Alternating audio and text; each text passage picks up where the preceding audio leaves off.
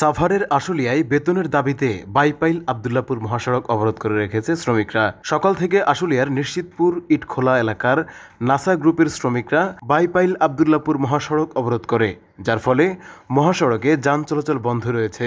ঘটনাস্থলে রয়েছে আইনশৃঙ্খলা বাহিনীর সদস্যরা। শ্রমিকরা জানায়, সকালে নাসা গ্রুপের প্রায় ৮,০০০ শ্রমিক জুলাই মাসের বেতন ভাতার দাবিতে মহাসড়ক অবরোধ করে রাখে। এই ঘটনায় সেখানে উত্তেজনা তৈরি হলে আশেপাশের প্রায় আরও ১৫টি তৈরি পোশাক কারখানা আজকের জন্য সাধারণ ছুটি ঘোষণা করা হয়।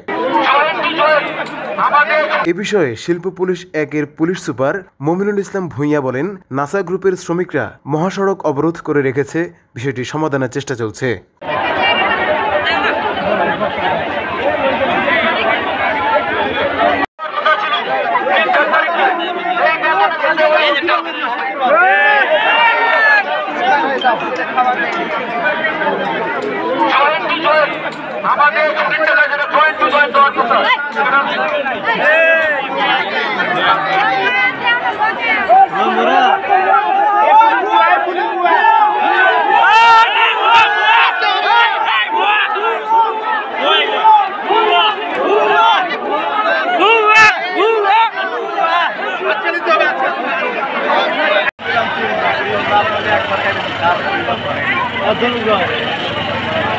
সেটা